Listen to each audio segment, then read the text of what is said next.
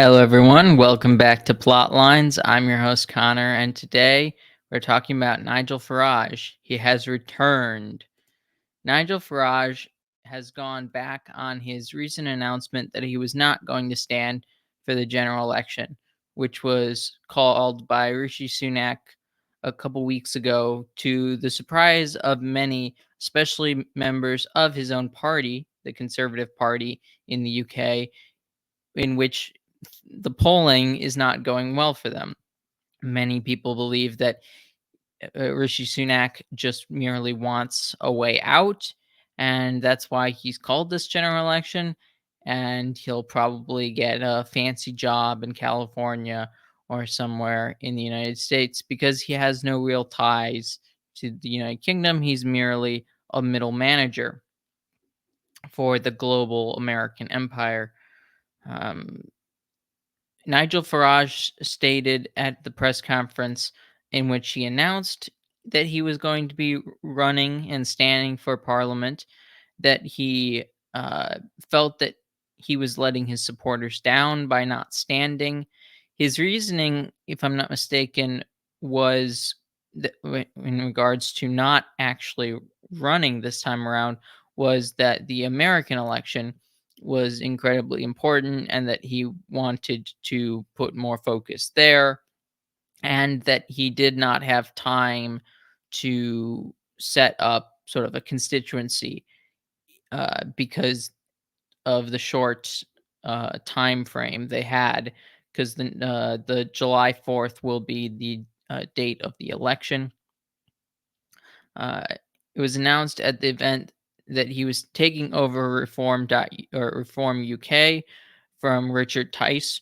Richard Tice was a really bad has been a really bad campaigner recently. He just doesn't have much energy or support, and he's not very strong on a lot of issues. And there's been a lot of chaos in the Reform Party because they've kicked a lot of their um, more of their members, and they've moved in more milk toast sort of standard conservatives, people that have defected to the party and that sort of thing. So they were losing a lot of momentum that they were getting from the fact that the Conservative Party cannot accomplish anything, especially in regards to immigration.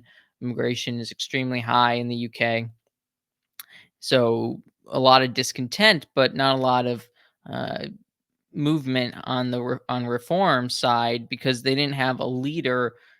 Even though in the UK you're not really voting for prime minister exactly directly. You're voting for a candidate and the first past the post and that sort of thing to get that candidate elected. And then if there's a majority, then of candidates or majority in parliament, they will then have those guys will put a prime minister in office. But really, the energy is behind the leader, which would become who would become the prime minister. So Nigel Farage has, a chance now, though it will probably be a miracle, and especially given the fact that if you combined Reform and the Conservative Party numbers, you wouldn't get a majority, or you'd get less votes than the Labor Party. Though that also you know that's just low turnout in general. So it's incredibly unlikely that uh, this that Nigel Farage will become the next prime minister by any stretch of the imagination. It is pretty clear that Keir Starmer will be. Sorry, I'm pronouncing that probably pretty badly, but he will become the next prime minister, and Labour will win an immense amount of votes.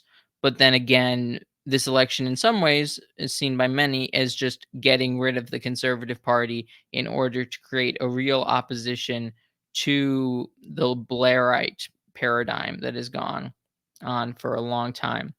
The Conservative Party has been sort of the chief Blairite party ever since David Cameron took over and became prime minister, uh, they've more or less conformed to the paradigm that Blair created: mass immigration, globalization, and that sort of thing. And this has coincided with a steep decline in the society of Britain. One thing to keep in mind is also that Rishi Sunak was not elected prime minister. He basically was shuffled in after a coup against uh, conservative elected Liz Truss. Liz Truss was elected by the party members of the Conservative Party, and then after she was sabotaged by the Treasury and by the Bank of England, she was basically forced out. And the head of the Treasury, of course, was Rishi Sunak.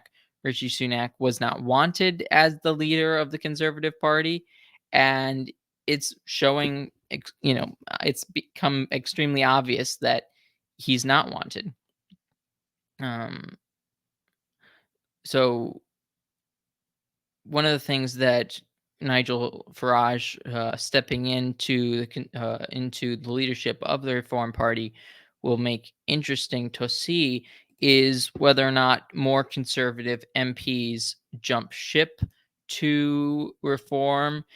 If I mean, it's very possible, because at this point, a lot of people, a lot of MPs have dropped out and basically said that they're not going to stand for parliament, including people who had a really big part in the government, ministers such as Michael Gove, who many people consider him to have basically sabotaged the the Conservative Party into holding it back from becoming a true right wing party. It's obviously true that um, it's kind of great to see a lot of these politicians get their comeuppance. They're going to lose badly, so a lot of them are leaving. And I wonder if Nigel Farage saw this, saw a lot of these leaders ditching the party, not running anymore, and thought, okay, maybe it's time for me to get back in. Is this, did he join really because, or is he standing for parliament really because um people's responses? I mean, possibly there was a big surprise, big backlash to the fact that he wasn't going to stand for parliament. And I would say he was getting a lot of pushback by people who were saying that he was more or less ditching the UK, basically saying that the UK wasn't important enough for him to run, and that he had to focus on the American election, which I'm not really sure why him focusing on the American election would really be any help to Donald Trump, who he would be supporting. I mean, Nigel Farage is, he's been on TV a lot, Fox News and that sort of thing, but it's not like people really know who he is in the United States of America. So it seems a little odd that he would even sacrifice the opportunity. Maybe he thought it was just bad timing and that he was going to hope to come back in the next election after Keir Starmer had utterly destroyed the Conservative Party. But now, and he didn't want to sort of lead the Reform Party when it's probably only going to, you know, only hope to maybe get 4 seats, maybe something like that. Uh, but reform, and who knows, maybe this will change a lot of things, though I can't see it changing massively, though I don't understand why anybody would be voting conservative except for sort of out of habit, which, if you're voting for a political party out of habit, I think there's a big problem. I think you really need to think about what you're doing, and if there are better options, or even just not voting. Maybe there's not. It's like, I mean, Nigel Farage even doesn't necessarily represent a really drastic move to the right by any stretch of the imagination. He is still what I would say sort of a liberal on, you know, on most things, but just culturally not. He's not a cultural liberal. He's not a globalist. He's not, he wants to bring Britain back to what it was probably maybe in the 80s, something like that. I mean, I wonder if he would still consider himself a Thatcherite. He probably would. I think he's spoke very highly of Margaret Thatcher, though a lot of what really came into full effect under Blair was, somewhat of a product under Margaret Thatcher, at least regarding economic policies. And I imagine many social policies as well were moving towards that, the decline of Britain. And of course, once you stop immigration, how are you going to get British people to uh, basically want families again and have kids and not be addicted to porn, not, and not being beyond drugs, all the different societal problems, the mass amount of degeneracy. All of this is still going to be prominent in a UK, even if they deport all the, immigrants that have illegals that have come over the last 20 years or so, or 25 years, whatever it is. I think 97 is supposed to be the one of the big years that things changed for them. But anyways, this type of thing, there's a lot to be done, and this is one of the problems that sort of the Donald Trumps and the Nigel Farages have. They're basically trying to fix uh, some some of the surfacey problems, but the underlying problems are not going to be fixed by the Nigel Farages or the Donald Trumps. It would require someone with extreme moral character to, not that I don't know the moral character necessarily of Nigel Farage, but Donald Trump certainly doesn't have this moral character. He is antagonist. He's sort of a useful tool, and maybe Nigel Farage is a tool as well for this. But there is greater amounts of problems in all of Western societies that need to be dealt with. I mean, to me, religion is going to be the only way to revive these countries. True religion.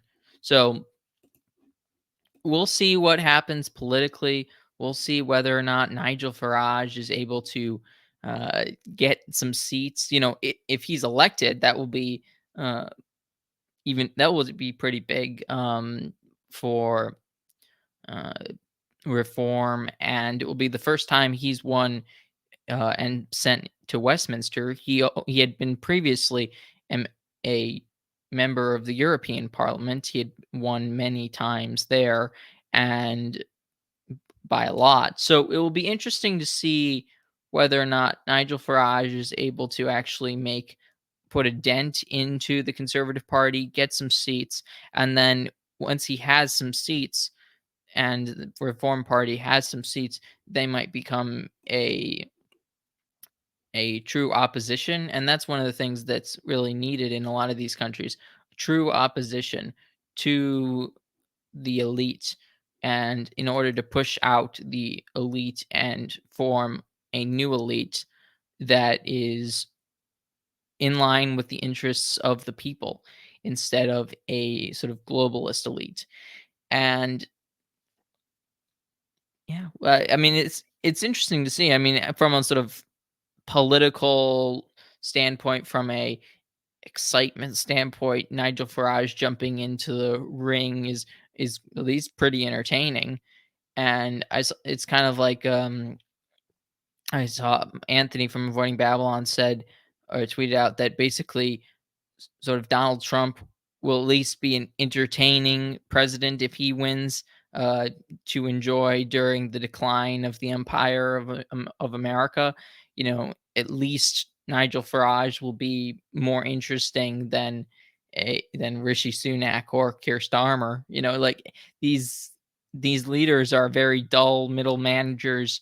At least Nigel Farage doesn't come off that way. So we'll see. Uh, but if they can create a real opposition, that would be uh, great. The real question is whether or not reform will just become the new uh, the new sort of fake opposition. Will they rise and just become the new conservative party without without the conservative party as somebody to be an antagonist to keep them sort of fighting against them? If there's no conservative party, who are they going? Are they going to stay a alternative for right wing politics, or not alternative because they will be the right wing politics, but will they stay as a legitimate right wing party, and not just move left as pretty much all institutions and organizations move? Basically, if they're not, if they don't entrench themselves as right wing, they will become left wing sooner or later, and that's what the Conservative Party did. I mean, the Conservative Party has been around for a long time. I don't know if they've. I doubt that they've stayed with any level of consistency from basically the 1700s till now, which is one of the problems with parties. Is I mean, what would politics be like if parties didn't exist? I think it would be a lot better, but we don't live in a world where that's at this point an option. I mean, you'd think that it would eventually become an option with sort of mass media and with sort of communication being the way we are. We wouldn't need sort of a political party to become to spread your message and stuff like that, and to uh, gain the attention of the public. But this is what happens with democracy. Democracy is basically a popularity contest, and Richard Tice was not going to win or even put a dent into a political or into a popularity contest. Nigel Farage, who has been sort of made himself sort of a minor celebrity or whatever, maybe a major celebrity in Britain of some kind, and you can think whatever you like about him.